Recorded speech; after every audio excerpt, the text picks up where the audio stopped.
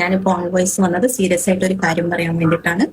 അതായത് എന്റെ പ്രൊഫൈലില് same photo ഒക്കെ വെച്ച്, സെയിം അല്ല അല്ലാണ്ട് തന്നെ എല്ലാ രീതിയിലുള്ള ഫോട്ടോസ് വെച്ചിട്ട് എന്റേത് ഇൻസ്റ്റയില് ഫേസ്ബുക്കില് ഇങ്ങനെയൊക്കെ ഓൺലൈൻ ചാറ്റിംഗ് നല്ല ഉഷാറായിട്ട് നടക്കുന്നുണ്ട്.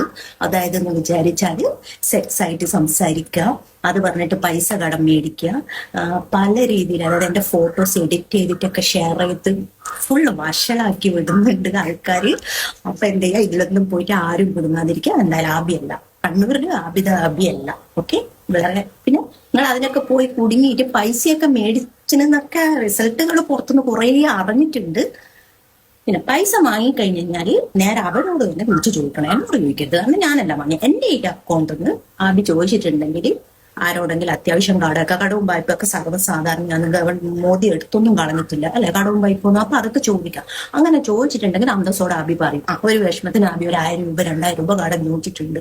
ആബി അത് അന്തസ്സോടെ തിരിച്ചും തരുകയും ചെയ്യും.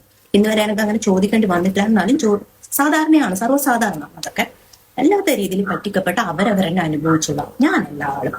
പിന്നെ ഞാൻ ഇതുവരെ അങ്ങനെ മോശപ്പെട്ട രീതിയിൽ സെക്സ് ആയിട്ട് ആരോട് സംസാരിച്ചിട്ടില്ല. ആ ഒരു രീതിയിൽ പൈസ വാങ്ങിയിട്ട് ആരോടും വസൂലാക്കിയിട്ടില്ല, ഒന്നും ചെയ്ത് അങ്ങനെ ജീവിക്കേണ്ട ഒരു അവസ്ഥയൊന്നും എനിക്ക് വന്നിട്ടില്ല. ഇങ്ങനെയുള്ളതിനൊന്നും കവലപ്പെടാതിരിക്കല്ല. ഓക്കെ, പൊളിച്ച് പോസ്റ്റ്മോർട്ടം നടത്തണം എന്നാണ് പോലീസ് പറയുന്നത്. എന്താണ് അമ്മയ്ക്ക് അതിന്? അമ്മയ്ക്ക് പറ്റൂല. സമാധി ഈ മരിച്ചു എന്ന് പറഞ്ഞ നാട്ടുകാരെ ഇപ്പം കൊണ്ടുവരണം. നിങ്ങളാണ് ആണുങ്ങൾ. മരിച്ചു കൊണ്ടുവന്ന നിങ്ങൾ ഞാൻ ആൻസർ പറയാം.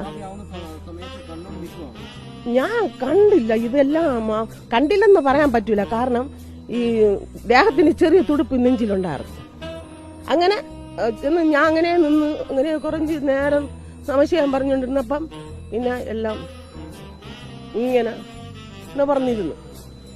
നിവർന്നിരുന്ന സമയത്ത് ഞാൻ പറഞ്ഞു, അമ്മ ഇത് അച്ഛൻ പോയതാണ്, സമാധി ആയതാണമ്മ എന്ന്. ഈ ഇങ്ങനെ നമ്മൾ സാധാരണ ചമ്മണം കൂട്ടും പോലെയല്ല, കാലൊക്കെ എടുത്ത് ധ്യാനത്തിന്. എന്റെ കല്യാണത്തിന് മുമ്പേ അവർക്ക് ധ്യാനമാണ്. ഹലോ, ഡോക്ടറോട് ചോദിക്കാൻ പരിപാടിയിലേക്ക് സ്വാഗതം. ഇതാരാ വിളിക്കുന്നേ? കായംകുളത്ത് നിന്ന് അമ്പിളിയാണേ. അമ്പിളി ഇനി ഡോക്ടറോട് സംസാരിച്ചോളൂ. ശരി. ഡോക്ടർ, ഞാൻ 45 വയസ്സുള്ള ഒരു യുവതിയാണ്. 45 വയസ്സുള്ള യുവതിയല്ലല്ലോ, അമ്മച്ചല്ലേ? കല്യാണം കഴിഞ്ഞ് 2 മക്കളുണ്ട്. അയ്യോ, അതെന്റെ തെറ്റല്ല സാർ. എനിക്ക് വീട്ടു ജോലി എല്ലാം കഴിഞ്ഞു, ഒന്ന് കണ്ണടിച്ച് കിടന്നൊന്ന് ഉറങ്ങാൻ എന്റെ ഭർത്താവ് സമ്മതിക്കുന്നില്ല സാർ. ഞാൻ എന്ത് ചെയ്യട്ടെ? ഇപ്പൊ എന്താ ഭർത്താവിന്റെ പ്രശ്നം? ഒന്നും പറയണ്ട സാർ, ഇതൊക്കെ പുറത്ത് പറഞ്ഞ മാനക്കേടല്ലേ സാർ? മനസ്സ് തുറന്ന് പറയാൻ പറ്റുന്നില്ല എനിക്ക് ആരോടും. പറയൂ അമ്പിളി. എന്റെ ഭർത്താവിന് ഭയങ്കര കൂർക്കം വലിയ സാർ. കൂർക്കം വലി, ഡീപ് ആത്മീയ എന്ന് പറയും. അത് ഒരു വലിയ പ്രശ്നമെന്ന് ചിലർക്ക് തോന്നാം, ചെറിയ പ്രശ്നം ചിലർക്ക് തോന്നാം. അപ്പൊ അമ്പിളി ഒരു കാര്യം ചെയ്യും, ഞാൻ പെട്ടെന്നൊരു പരിഹാരം പറയാം. അതായത് നിങ്ങള് 2 വശത്തായിട്ട് കിടന്നുറങ്ങണം. സാർ, നമുക്ക് 2 പേർക്കും കൂടെ കിടക്കാൻ ഒരു റൂമേ ഉള്ളൂ. അപ്പൊ എങ്ങനെയാ സാർ കിടക്കുന്നേ? ഞാൻ അങ്ങനെയല്ല പറഞ്ഞത്. ഒരാൾ കാസർഗോട്ടും ഒരാൾ തിരുവനന്തപുരത്തും. പ്രശ്നം തീർന്നില്ലേ?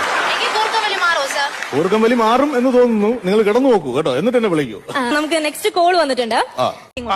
ഈ നിൽക്കുന്ന കാലമാടനുണ്ടല്ലോ, ഡെയിലി സ്റ്റാറ്റസ് ഇടും. സ്റ്റാറ്റസ് ഇടാനാണോ ഡിവോഴ്സ് ചെയ്യണത്? ചോദിക്കുന്നത് അങ്ങനെയുള്ള സ്റ്റാറ്റസ് ഒന്നല്ല. ഈ മനുഷ്യൻ വീട്ടിലോട്ട് വന്ന ഉടനെ എന്നെ ചേർത്ത് പിടിച്ചിട്ട് ഫോട്ടോ എടുത്തിട്ട് സ്റ്റാറ്റസ് ഇടും ഭാര്യയോടൊപ്പം. നല്ല ക്യാപ്ഷൻ ആണല്ലോ. പിറ്റേ ദിവസം അതേപോലെ എന്നെ ചേർത്ത് പിടിച്ച് എന്റെ മക്കളെയും ചേർത്ത് പിടിച്ച് ഫോട്ടോ എടുത്തിട്ട് വീടാണ് സ്വർഗം. അതാണ് സ്നേഹം. അത് സ്നേഹം കൊണ്ടല്ല, ഇങ്ങനെ കാമുവിക്ക് സിഗ്നൽ കൊടുക്കാണ്. വീട്ടിലാണ് വിളിക്കരുത്.